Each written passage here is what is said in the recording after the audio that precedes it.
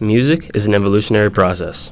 From its traditional bluegrass roots to the rise of the electronic scene of the modern day, there's been an evident change in tone, or so it seems. We aim to uncover the marriage between culture and music. How has this bond grown over time? What does the music scene look like today? How has culture embraced sound? And what influence has technology had on this ever-changing subject?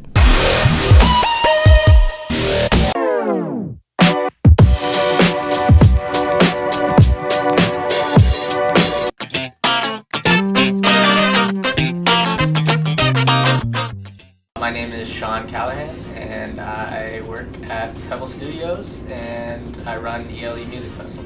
My name is Shauna Vert, and I am a former intern at a record label in Washington, D.C. Alex. And are you a musician? Yeah. My name is Gerroir. I'm a musician in Ottawa. I play in a local band called Miles. Hey, come on.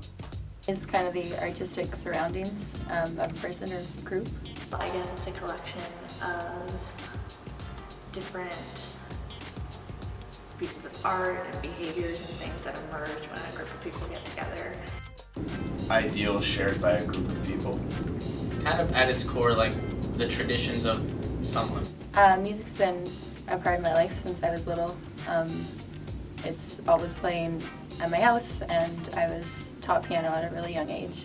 Music just affects how I go about my day-to-day routine and activities. You know, music's a very passionate culture, and I know a lot of people that are passionate about it. We kind of like share that together. We support each other. Music obviously has a great influence on culture, and it's part of cultures in different ways because there's, traditional music in whatever culture you're from.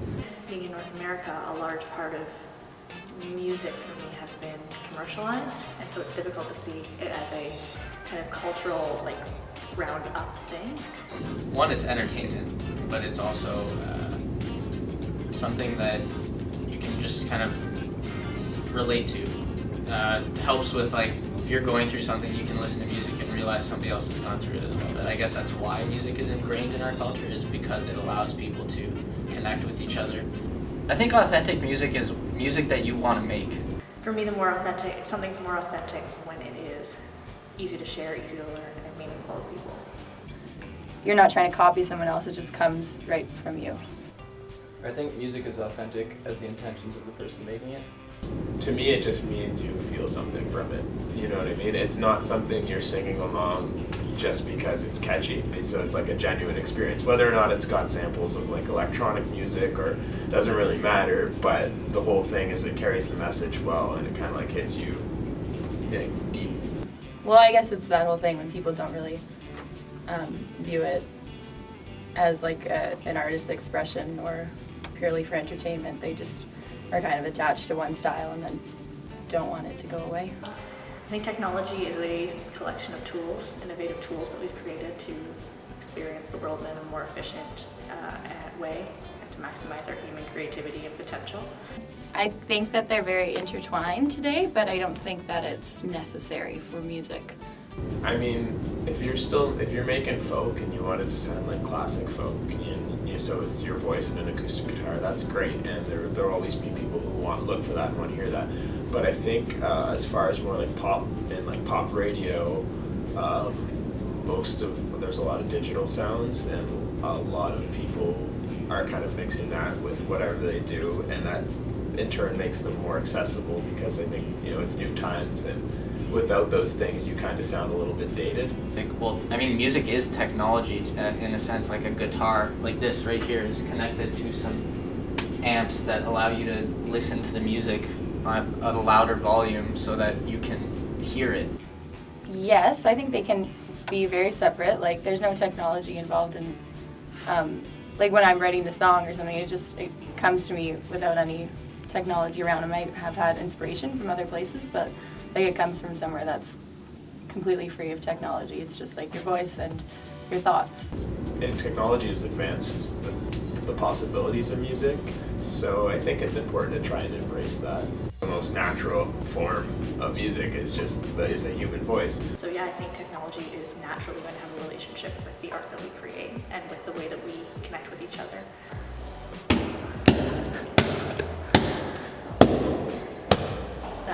is me making music without technology. But only you and me got to hear it, so it's nice to have technology if that actually sounds good. You can have music at its like most basic form of someone just standing in front of you singing with only their voice, or playing an acoustic guitar with only their guitar, and you can hear it and you can feel what they're trying to convey, or just as strongly as you can hear it through when you're at a stage or you're at Blues Fest and there's 100,000 people there and there's all this equipment and technology going on. Not really. No, people do just about everything here. A lot of it is kind of leading towards like an indie style these days. It's like indie folk or indie rock. Obviously, musically, the genres are very diverse, but yeah, I guess I see people marketing themselves in similar ways, using technology to get their music out there. And it's not necessarily all about the music, it's about who you are as an artist, and it's a bigger picture now. In the last while, I've definitely noticed a kickback to more folksy stuff, and I think that's just because it's simple and easy to please a crowd with, and people enjoy that. So it's easy to pick up those 4-chord songs, it's easy to write those 4-chord songs, and it's easy for people to dance to them. So I think people are going back that direction a little bit, but Like, you don't have to be a professional musician to record yourself anymore. Before, 10, 15 years ago, if you wanted to record yourself, you had to pay a certain amount of money to go into a professional studio to get a decent sounding product. Now you can do something on your own and start building your own fan base before you're ever even in the studio. Everything from what you tweet to how you look on stage to the actual music you're making is part of that picture at this point. Like social media and all that stuff is so much help to getting your name out there and everything. And also, like when I just started writing songs like on my guitar or on the piano, and then taking that and going into a studio where there's a bunch of technology and like other instruments that you can add, it just like opens up this whole new like imagination for artists.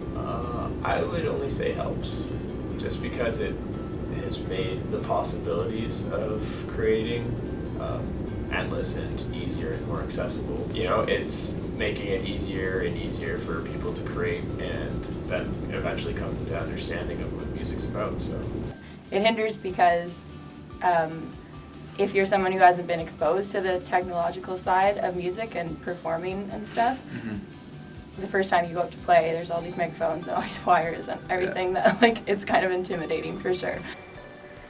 Depends how well you use it. If you're really bad at using technology, it's not going to help you very much, and it's going to suck that other people are good at it and you aren't, and they get ahead and you don't, even if you make better music. So sure, anybody, if they have the right skills, and they can be self-learned skills to share their art. Indie labels are really trendy right now. There's a lot more people who are on indie labels, and then there's a lot of people who are on the big labels who are leaving the big labels. I mean, I didn't even start playing live until someone asked me because they saw something on YouTube and on my Facebook. Once the support came, it like gave me more confidence to go and do it. like I have friends that use Facebook and YouTube to get albums sold and out there, but then again, they're still small town guys, so they've gotten better known in their small areas, but they still haven't become giant successes. I mean, corporations still have a copious amount of power in the respect that they can pay radio stations to find out what people are hearing, right? more or less than none, that's, playing shows is really how you have to access people, and it helps if people already know about you through these things. I think that a lot of the music that's getting popular now is just showing how like technologically advanced we've become. Like the music that you hear is really busy, really representative of like how much technology has infiltrated our society. But yeah, you can make a song sitting in your house, and that you couldn't do before. And I think like the EDM culture is kind of that a little similar in the, I don't know, rebellion, but it definitely has a culture around it that some people think is really positive and some people think is really negative, and I'm sure there's pros and cons to it. But people just don't like change. I think that's the core thing, is like people are used to what they liked. So now the people who were, listening to, who liked the electric guitar when it first came out and were rebelling, are sometimes the same people who are saying they don't like the EDM stuff that's happening now. It's funny when you look at like different genres, they always are a mixture of other genres, and it's just people taking things and mixing it together in their own original way. So I don't think it's any less music, it's just, people reacting to different styles, or like when music, like some people really treasure when music is like lyrically based, like when you get the meaning off of the lyrics, or more off of like the classical elements of that. The music's basically the same. The chord progressions, the theory hasn't changed. It's just the way we're doing it has.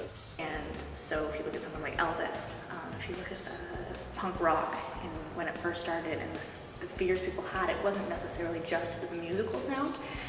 It was also just what those artists represented for the culture. It's this counterculture that people are concerned about. And I think one thing music does is it represents the people that are making it and the people that are listening to it. And if someone has a problem with that culture that's being represented, that's where the issue comes up. Like, let's say you are an acoustic musician. If the trend is no longer acoustic musicians or acoustic guitar players are cool, and it's now EDM DJs are cool, well, that affects you negatively. So being able to sit in front of someone and listen to them play something is a completely different experience than listening to it through your iPod. I don't think it takes it away. There's just a fine balance of what takes it too far away from being like authentic or personal, and what just like helps it shine. So I guess it's just a fine balance, like there is with everything. So long as you're still putting the effort in and really being about what you're writing, like I don't really think so. No.